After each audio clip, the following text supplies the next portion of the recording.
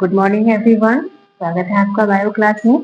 आज की वीडियो में है class 10 chapter 5 light process part 9। इसके पहले के 8 वीडियोस आपको चैनल में मिल जाएंगे, आप जरूर देखिए।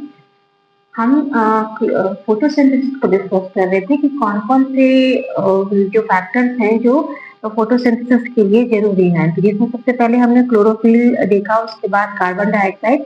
आज हम सनलाइट को डिस्कस करेंगे, है ना।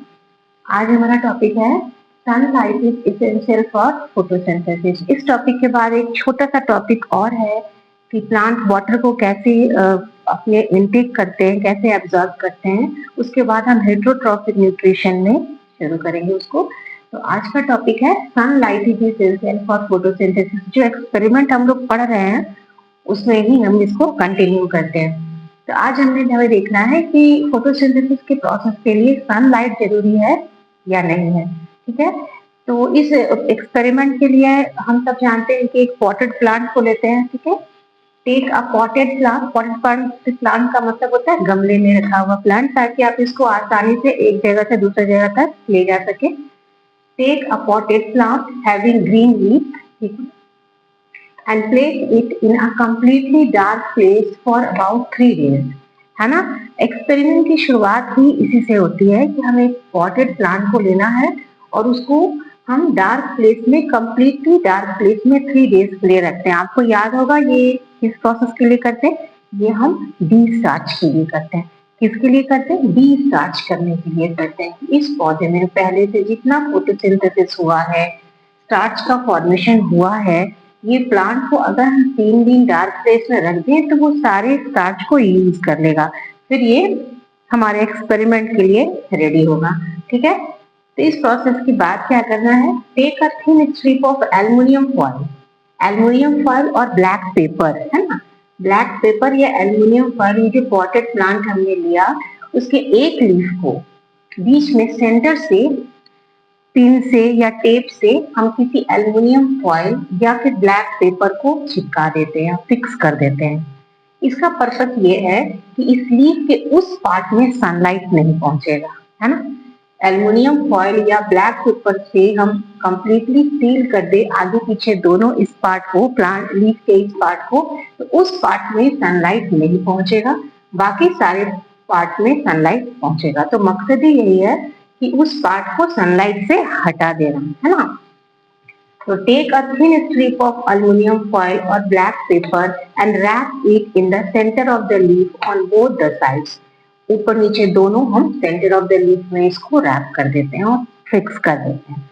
ठीक है, now keep the potted plant in bright sunlight for 3 to 4 days। अब जो ये सेटअप हुआ, ये एक्सपेरिमेंट देखिए, इसमें ये जो सेटअप है, इसको अब जब एक पार्ट को हम एल्युमिनियम फॉइल या ब्लैक पेपर से रैप कर दिए, ऊपर नीचे दोनों सील कर दिए, तो इस पोजीशन में इसको अब हमको ब्राइट सनलाइट में 3 से 4 दिन तक के लिए छोड़ देना है। अब क्यों छोड़ना है, ताकि पहले का जो स्टार्च इसने यूज अप कर लिया ना डी स्टार्च के प्रोसेस के द्वारा, तो अब इसमें ये फिर से स्टार्च का फॉर्मेशन होगा। तब हमको ये देखना है कि इस पार्ट में जहां सनलाइट नहीं पहुंच रहा है वहां स्टार्च का फॉर्मेशन हो रहा है या नहीं हो रहा है। ठीक है, plug the partial covered leaf and remove aluminium foil. 3 से 4 दिन ब्राइट सनलाइट में रखने के बाद इस पत्ते को तोड़ना है हमें। ये जो पार्शियल कवर्ड लीफ है इसको तोड़ना है, प्लग करना है और एल्युमिनियम फॉइल को हटाना है। एल्युमिनियम फॉइल को हटाने शुरुआत में तो कुछ नहीं पता चलेगा ना, जैसे ग्रीन लीफ है वैसे ही पूरा दिखेगा।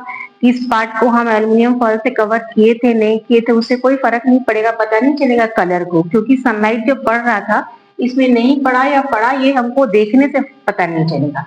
तो इसको तोड़ने के बाद इस एल्युमिनियम फॉइल को हटाएं तो पत्ता जैसा था वैसा ही दिखेगा। लेकिन एक्सपेरिमेंट के बाद क्या होता है ये हम देखेंगे।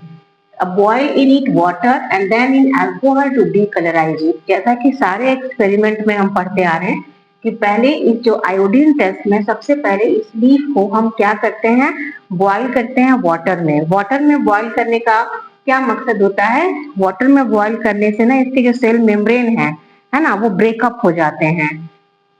और ये आयोडीन टेस्ट को अच्छे से परफॉर्म कर पाता है ना, आयोडीन इसके अंदर आसानी से जा पाता है। तो सेल मेम्ब्रेन ब्रेकअप करते हैं, पुराने रिएक्शन स्लो डाउन हो जाते हैं, इसलिए सबसे पहले इसको पानी में हम बॉईल करते हैं and then in alcohol to decolourise it. अब ये जो सेट डी दिख रहा है ना आपको डायग्राम में, इसमें देखिए एक छोटा बीकर लिए ना, स्मॉल बीकर, इसमें क्या है, अल्कोहल है। पहले इसको हम वाटर में बॉईल कर चुके हैं, अब इसको अल्कोहल में डालें, ठीक है, अल्कोहल में डालें। अब इसको कहता है ना कि वाटर में बॉईल करने के बाद अल्कोहल में बॉईल कीजिए, तो अल्कोहल हाईली इन्फ्लेमेबल लिक्विड है, वो फटाक से बर्न करेगा, तो उसको डायरेक्टली हम नहीं आग में रखते हैं, उसको इनडायरेक्टली रखते हैं। कैसे, इस सेटअप को देखिए, इस छोटे से बीकर में वो जो वाटर में पहले से बॉईल किया हुआ लीफ है उसे रखा है और उसके अंदर क्या डाला है, अल्कोहल, ठीक है। अब इसको एक बड़े बीकर में डाला है ना, बिग बीकर, ठीक है, जिसमें कि पानी। अब इस पानी को बर्नर की सहायता से बॉईल करेंगे, तो ये पानी बॉईल होगा ना, इसके साथ साथ अल्कोहल भी बॉईल होगा, मतलब अल्कोहल डायरेक्टली बर्न नहीं हो रहा, क्योंकि फिर ये हाईली इन्फ्लेमेबल है, इसलिए इसको इनडायरेक्टली इस सेट से बॉईल किया जाता है। ऐसा बॉईल करने से क्या होगा, जैसे वाटर बॉईल होगा तो अल्कोहल भी बॉईल होगा, अल्कोहल बॉईल होने के बाद ना अल्कोहल इसके ग्रीन कलर को ले लेता है, क्लोरोफिल के ग्रीन कलर को पूरी तरह से एब्जॉर्ब कर लेगा, तो ये लीफ क्या हो जाएगा, डीकलराइज्ड हो जाएगा, मतलब उस लीफ में हरा रंग अब बचेगा ही नहीं, एकदम डीकलराइज्ड हो जाएगा। और ये जो अल्कोहल का कलर क्या हो जाएगा, तब ग्रीन हो जाएगा, क्योंकि पत्ते का जितना भी क्लोरोफिल था वो किसमें चला गया, अल्कोहल में, तो अल्कोहल ग्रीन हो जाएगा और जो लीफ है वो क्या हो जाएगा, डीकलराइज हो जाएगा, ठीक है। इसलिए भी ये पर्पस किया जाता है क्योंकि ये जो क्लोरोफिल का जो ग्रीन कलर है ना, वो आयोडीन टेस्ट में कुछ ना कुछ प्रॉब्लम क्रिएट करेगा, क्योंकि आयोडीन टेस्ट तो हम जानते हैं कि वो स्टार्च अगर है तो वो ब्लू ब्लैक कलर देगा, तो अगर उसमें ग्रीन भी रहेगा तो मिक्स हो जाएगा कलर, तो टेस्ट सही नहीं आएगा, इसलिए इस पत्ते को डीकलराइज किया जाता है अल्कोहल में बॉईल करके। लेकिन अल्कोहल में डायरेक्टली बॉईल नहीं करते, वाटर के थ्रू, वाटर बाथ कहते हैं इसको, वाटर के थ्रू इसको वाटर बाथ में बॉईल करते हैं, तो अल्कोहल का कलर जो है वो ग्रीन हो जाता है और ये लीफ जो है वो डीकलराइज, मतलब उसमें अब कोई कलर नहीं बचेगा, है ना। Now again wash the decolorized leaf in water and pour iodine solution over it. अब इसको इसमें से निकालकर साफ पानी से धो लेते हैं ताकि जो थोड़ा बहुत क्लोरोफिल इसमें प्रेजेंट हो वो भी हट जाए, और उसको एक पेट्री डिश में रखने के बाद आयोडीन सोल्यूशन इसके ऊपर डालते हैं, है ना।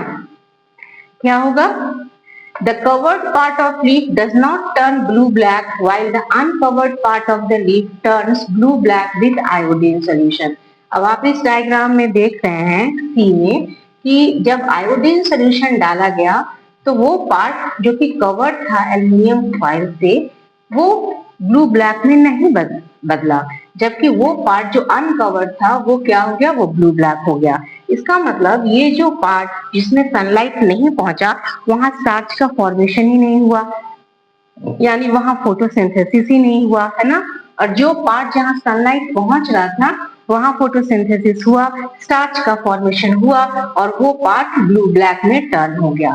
क्या कह रहा है, The covered part of leaf does not turn blue black while the uncovered part of the leaf turns blue black with iodine solution.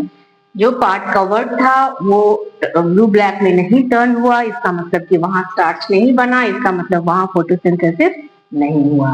This experiment shows that sunlight is necessary for photosynthesis. ये experiment बताता है कि sunlight क्या है, जरूरी है photosynthesis के लिए। अगर पार्ट में सनलाइट नहीं पड़ा तो फोटोसिंथेसिस नहीं होगा। तो इसमें हम लोग कुछ बारीकियों को इस वीडियो में कुछ छोटे छोटे बारीकियों को समझें, जो शुरू से आप 3 एक्सपेरिमेंट एनसीईआरटी में है, बेसिकली आपको इसी में से क्वेश्चंस आएंगे। जो छोटे छोटे क्वेश्चंस आते हैं जैसे आयोडीन टेस्ट क्या है ना, डी स्टार्च करना क्या हुआ, ठीक है। पत्ते को आप पहले पानी में क्यों बॉईल करते हैं, ताकि उसका सेल मेम्ब्रेन ब्रेक हो जाए और आयोडीन आसानी से सेल के अंदर पहुंच जाए।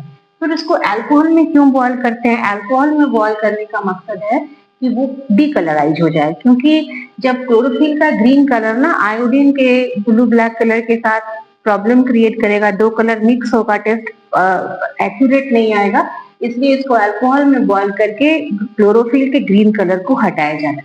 ये सब छोटे छोटे क्वेश्चंस हैं जो कि आपको ऑब्जेक्टिव में पूछे जाएंगे। फिर है कि अल्कोहल को वाटर बाथ में क्यों बॉयल किया जाता है, डायरेक्टली बॉयल क्यों नहीं किया जाता है, क्योंकि ये हाईली इन्फ्लेमेबल है, डायरेक्टली बॉयल करने से ये बर्न कर जाएंगे। ठीक है। तीसरा ये छोटी छोटी चीजें जो हैं उसके बाद इसको फिर से वॉश किया जाता है ना वाटर से, ताकि जो थोड़ा बहुत क्लोरोफिल प्रेजेंट हो उस लीक में वो हट जाए। उसके बाद उसमें हम आयोडीन का ड्रॉप डालेंगे। तो अगर उसमें स्टार्च मौजूद होगा तो वो किस कलर में टर्न करेगा, ब्लू ब्लैक में, है ना। और जहां स्टार्च नहीं होगा वो ब्लू ब्लैक नहीं टर्न करेगा। जैसे कि इस पार्ट में स्टार्च नहीं बना सनलाइट के एब्सेंस में, तो वो ब्लू ब्लैक नहीं हुआ। बाकी पार्ट जहां सनलाइट पड़ रहा था वहां ब्लू ब्लैक वो हो गया, इसका मतलब फोटोसिंथेसिस हुआ। यहाँ पर एक्सपेरिमेंट का पार्ट हमारा खत्म होता है। इसके बाद एक छोटा सा टॉपिक और है, उसके बाद हम हेटेरोट्रॉफिक न्यूट्रिशन में फिर से उसका वीडियो बनाएंगे। ये पार्ट 9 है। इसके पहले के सारे वीडियोस आपको चैनल में मिल जाएंगे। मिलते हैं हम लोग नेक्स्ट वीडियो में।